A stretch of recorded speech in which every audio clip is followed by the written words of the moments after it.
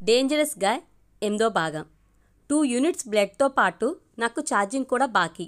నా phone charging కూడా పెట్టుకోకుండా నా పవర్ బ్యాంక్తో నీ సెల్ ఫోన్ బ్యాటరీ ఫుల్ చేశాను నవ్వుతూ అన్నాడు నాగవీర్.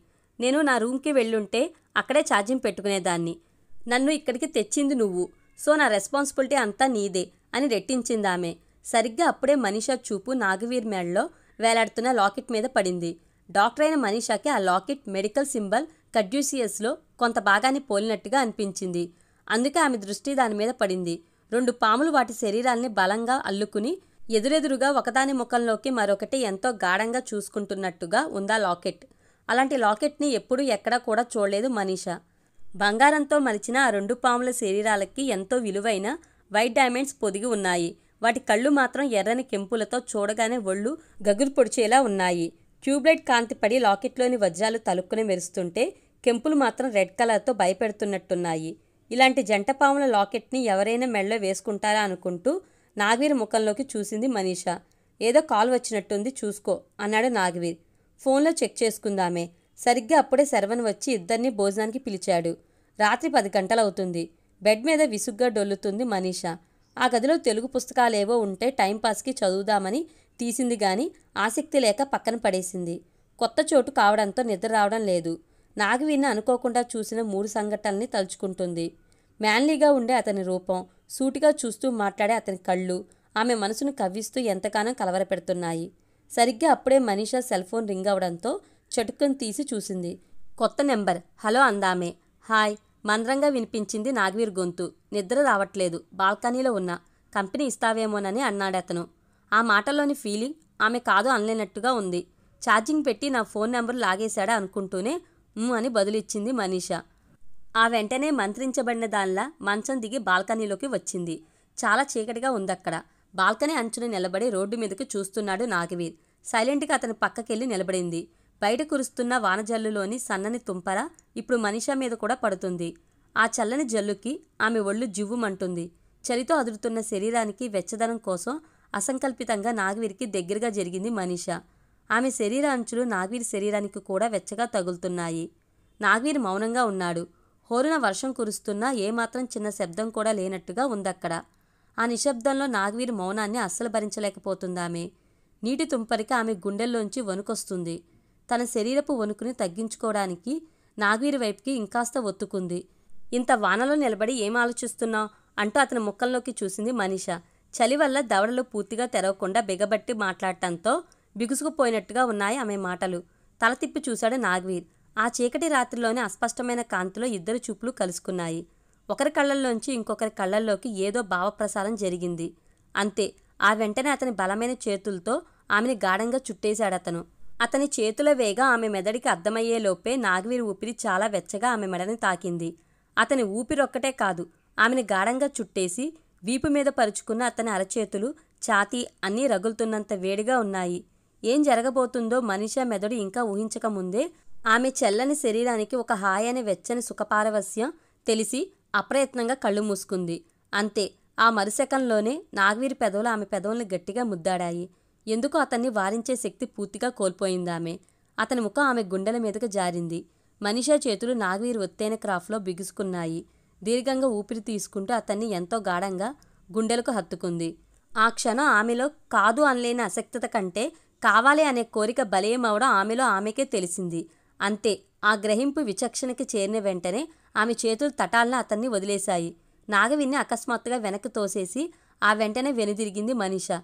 తోకపై గాల్లోకి లేచే కోడినాగులా వేగంగా కదిలి ఆమెను మళ్లీ చుట్టేశాడు నాగవీర్. ఎంతో కష్టం మీద గొంతు పెగిల్చుకుంటూ అంది మనీషా.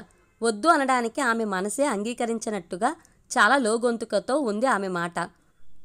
అన్న ఒక్క మాటతో మనీషాకి అభ్యంతరమని తెలియగానే వెంటనే తనని వదిలేసి నిటారుగా నిలబడ్డాడు నాగవీర్. అతను అంత హఠాత్తుగా వదిలేస్తాడని ఊహించిన మనీషా సడన్గా అతని ముఖంలోకి చూసింది. ఆ వెంటనే అక్కడి నుంచి వేగంగా ఆమె గదిలోకి వెళ్ళిపోయింది. ఆమె వెళ్లిన వైపే చూస్తూ నిలబడ్డాడు నాగవీర్. అతని కాంక్ష తీరకపోయినా ఎందుకో శరీరం మనసు మాత్రం చల్లారుతున్నాయి. బాల్కనీలో ఉన్న కేన్ చైర్లో రిలాక్స్గా వాలిపోయాడు నాగవీర్. మన్నాటి ఉదయానికి వర్షం కొంచెం తెరిపినిచ్చింది. లేచి ఫ్రెష్ అయి తన డ్రెస్ వేసుకుని తయారైంది మనీషా. నాగవీర్ కూడా రెడీ అయ్యి వచ్చాడు. రాత్రంతా నాగవీర్ గురించిన ఆలోచనలతో సరిగ్గా నిద్ర పట్టలేదు మనీషకి. ఇప్పుడు అతను కళ్ళ ముందర కనిపించగానే రాత్రి అతని బిగి కౌగిలి గుర్తొచ్చింది. అంతే, ఒక్కసారిగా సిగ్గు ముంచుకొచ్చింది ఆమెకి. బైక్ కీస్ తీసుకుని బయటకు వచ్చాడు నాగవీర్. అతను అనుసరిస్తూ మెట్లు దిగింది మనీష. బైక్ని బయటకు తీసి స్టార్ట్ చేశాడు. అప్పుడే అతని ఫోన్కి ఏదో మెసేజ్ వచ్చింది. సెల్ ఫోన్ తీసి చూసుకున్నాడు. హాసిని వాట్సాప్లో ఏదో ఇమేజ్ పంపింది. హాసిని అన్న పేరు చూడగానే ఆసక్తిగా ఆ ఇమేజ్ని పెద్ద చేసి చూశాడు. అది హాసిని వెడ్డింగ్ కార్డ్. 2 రోజుల్లోనే పెళ్లి. సెల్ ఫోన్ చూసుకుంటున్న నాగవీర్ ఫీలింగ్స్ని గమనిస్తుంది మనీష. సరిగ్గా అప్పుడే ఆమె ఫోన్కి కూడా మెసేజ్ నోటిఫికేషన్ వచ్చింది. అది కూడా హాసిని వెడ్డింగ్ కార్డే. ఇద్దరూ ఒక క్షణం వాళ్ళ ఫోన్లోని హాసిని వెడ్డింగ్ కార్డ్ని తీక్షణంగా చూసుకున్నారు. కానీ ఆ విషయాన్ని ఒకరితో ఒకరు షేర్ చేసుకోలేదు. ఒకవేళ అలా చేసుకుని ఉంటే మనీషాకి అంతా తెలిస్తే వాళ్ళ రిలేషన్ ఇక్కడితో కట్ అయ్యేదో లేక ఇంకేం జరిగేదో. నాగవీర్ సెల్ ఫోన్ జేబులో వేసుకుని ఓకేనా అన్నాడు. ఓకే అని అతని వెనక కూర్చుంది. వలసర వాక్కంలోని 3 వంతుల రోడ్లన్నీ వాన నీళ్లతో నిండి ఉన్నాయి. మళ్ళీ ఎప్పుడు కలవడం? బైక్ నడుపుతూనే అడిగాడు. కలవడం అనగానే మనీషాకి రాత్రి వాళ్ళిద్దరి మధ్య జరిగిన రొమాంటిక్ సన్నివేశం మళ్ళీ గుర్తొచ్చింది. అంతే, ఆమె ఒళ్ళంతా ఒకలాంటి తీయనైన అనుభూతికి లోనైంది. తనకి తెలియకుండానే నాగవీర్ నడుము మీద సున్నితంగా చేయి వేసి అతని వీపు మీద వాలిపోయింది. ఆమె ఆ ఫీల్లోంచి ఇంకా బయటకు రాలేదు. ఈలోపు సడన్ బ్రేక్తో బండి ఆపాడు నాగవీర్. హఠాత్తుగా వేసిన డిస్క్ బ్రేక్ దాటికి నాగవీర్ వీపుకి బలంగా గుద్దుకుంది ఆమె వక్షస్థలం. ఉలిక్కిపడి అతని వంక చూసింది. రియాక్షన్ ఏమీ లేకుండా బైక్ దిగమన్నాడు. ఎందుకు అని చుట్టూ పరిసరాలు చూసింది. ఆమె దృష్టి నాగవీర్ చూస్తున్న పిల్లాడి మీద పడింది. అటు ఇటు వర్షం, నీళ్లు. ఆ నీళ్లలో ఎలా వెళ్లాలో ఎటు వెళ్లాలో తెలియనట్టు అమాయకంగా చూస్తున్నాడు ఆ బాబు. వాడి పసిముఖం ఎంతో ముద్దేసింది మనీషకి. నాగవీర్ వెళ్లి 2 చేతులతో వాడిని ఎత్తుకుని తెచ్చి బైక్ మీద కూర్చోబెట్టాడు. ఎంగ పొలాము బాబీ అని తమిళంలో అడిగాడు. ఆ బుడతడు తమిళంలో ఏదో ఏరియా పేరు చెప్తున్నాడు. నాగవీర్ బైక్ ఎక్కి మనీషను కూడా బండెక్కమన్నట్టుగా చూశాడు. ఏం పేరు నీ పేరు? బయటికి ఎందుకు వచ్చావు? దారి మర్చిపోయావా అని తమిళంలోనే అడుగుతూ బైక్ పోనిస్తున్నాడు నాగవీర్. తమిళ భాష పెద్దగా రాని మనీష వాళ్ళిద్దరి మాటల్ని అయోమయంగా వింటుంది. బైక్ ఎక్కిన ఆనందంతో వాడు గడగడ ఏదేదో మాట్లాడేస్తున్నాడు. మరో 2 నిమిషాలకే వాళ్ళ ఇల్లున్న వీధిలోకి ఎంటర్ అయింది బైక్. వాణ్ణి దింపి నాగవీర్ బైక్ రివర్స్ చేశాడు. ఈలోపు ఆ పిల్లాడి తల్లి వచ్చి థ్యాంక్స్ చెప్పింది. నిన్న సాయంత్రం జరిగింది గుర్తొచ్చింది మనీషకి. వెంటనే అతని భుజం మీద చిలిపిగా కొట్టింది. కారులోకి ఎక్కగాని ఎక్కడికని అడగడానికి నీదేం షేరింగ్ ఆటో కాదన్నావు? మరి వీడిని బైక్ ఎక్కించుకుని 10 సార్లు ఎక్కడికి మీ ఇల్లెక్కడా అని అడిగావే అంటూ రెట్టిస్తూ అడిగింది. Oh, it's such a silly comparison Manisha అని నవ్వేశాడు. కొన్ని నిమిషాలకి మనీషా చెప్పిన ఇంటి దగ్గర ఆగింది బైక్. బైక్ దిగి thank you very much. Past సిచ్యుయేషన్స్ని మనసులో పెట్టుకోకు. లీవ్ ఇట్ ప్లీజ్ అందామే.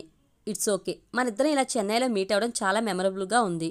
It's my invitation. నీకు ఎప్పుడు మాట్లాడాలనిపించినా కలవాలనిపించినా ఏ టైంలో అయినా యు ఆర్ మోస్ట్ వెల్కమ్ అని అతని విజిటింగ్ కార్డు ఇచ్చాడు నాగవీర్. తీసుకుంది Manisha. Bye for now. Maybe చాలా త్వరలో కలుస్తాం, కలవాలి. అలాగేనన్నట్టుగా తల ఊపింది. బైక్ స్టార్ట్ చేశాడు నాగవీర్. అతని బైక్ కనుచూపు నుండి దూరం అవుతుంటే యథాలాపంగా విజిటింగ్ కార్డులోని అక్షరాల వంక చూసింది Manisha. NVIT solutions private limited అన్న పేరుని ఆ అడ్రస్ని చూడగానే అది ఆమెకి ఇదివరకే తెలిసిన పేర్లా ఎక్కడో బాగా విన్నట్టుగా కూడా అనిపించింది. కానీ ఎక్కడ అన్నదే ఆ క్షణం ఎంతగా ఆలోచించినా గుర్తు రాలేదు మనీషకి. ఒకవేళ గుర్తొచ్చి ఉంటే నాగవీర్తో శృతి తప్పి హద్దు దాటిన శిల్పకి హాసిని ద్వారా తన చేతులతో తానే అన్వాంటెడ్ పిలిచానన్న విషయం కూడా వెంటనే గుర్తొచ్చేది. ఆ నెక్స్ట్ డే చెన్నై నుండి విజయవాడ చేరుకున్నాడు నాగవీర్. జరిగిపోయిన దాని గురించి క్షణం కూడా వెనక్కి తిరిగి ఆలోచించిన తత్వం నాగవీర్ది. ఎంతో మధురమైనదైనా సరే గతాన్ని నెమరు వేసుకోవడం అతనికి పెద్దగా రుచించదు.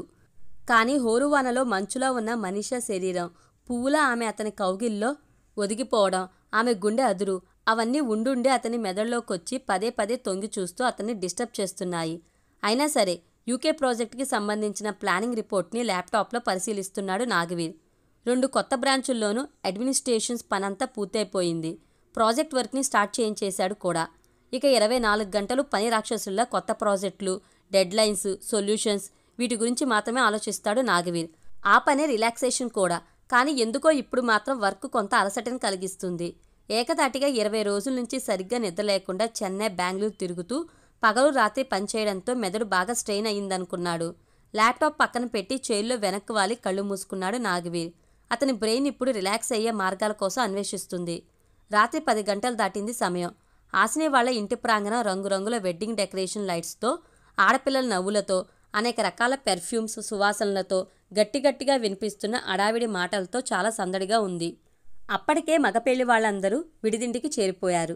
తెల్లవారుజామున 3 గంటలకి సుముహూర్తం. రాత్రి 11 గంటలవుతుంది. ఫోన్ చేతిలో పట్టుకుని ఎంతో టెన్షన్తో కూర్చుంది పెళ్లికూతురు హాసిని. పక్కనే ఆమె స్నేహితురాలు శిల్ప, మనీషా, ఒక బ్యూటీషియన్ కూడా ఉంది. హాసిని కోసం పూల జడని రెడీ చేస్తుంది బ్యూటీషియన్. ఆమెకి సాయం చేస్తుంది శిల్ప. ఇంకో కార్నర్లో పెళ్లి పట్టు చీర, బ్లౌజుల్ని, నగల్ని సెట్స్గా చూసి పక్కన పెడుతుంది మనీషా. గదిలో ఉన్న వాళ్ళని సందేహంగా చూస్తూ ఫోన్ కాంటాక్ట్లోంచి నాగవీర్ సెల్ ఫోన్ నెంబర్ తీసింది హాసిని. కమల్తో పెళ్లికి ఓకే అంది గాని ఇప్పుడు తెల్లవారితే అందర్నీ వదిలేసి వెళ్ళిపోవాలి అని అర్థమవుతుంటే చాలా బెంగగా ఉంది హాసినికి. నాగవీర్ని కూడా ఓసారి చూడాలని ఆమె మనసు బలంగా కోరుకుంటుంది. నాగవీర్ తనకు బెంగళూరు వెళ్ళినప్పుడు కొత్తగా పరిచయం అయ్యాడన్న విషయాన్ని హాసిని శిల్ప దగ్గర దాచింది. అందుకే శిల్ప గదిలోంచి బయటికి వెళ్ళగానే నాగవీర్కి ఫోన్ చేయాలని వెయిట్ చేస్తుంది. కానీ నాగవీర్తో పరిచయం ఉన్న మరో వ్యక్తి కూడా అక్కడ ఉందని హాసినికి అస్సలు తెలియదు. ఆ వ్యక్తే డాక్టర్ మనీషా. హాసిని శిల్ప కోసం పిల్ అడిగింది. అలాగే తన కోసం కూడా అన్వాంటెడ్ పిల్నేమో అడిగింది. ఎవరినో కాదు, ఈ మనీషానే. ఒకే వ్యక్తి గురించిన విషయం వారి ముగ్గురి మధ్య అత్యంత రహస్యంగా దాగుందని వారి ముగ్గురికి తెలియదు. బెంగళూరులో హాసినికి నాగవీర్ పరిచయం అయ్యాడని శిల్పకి తెలియదు.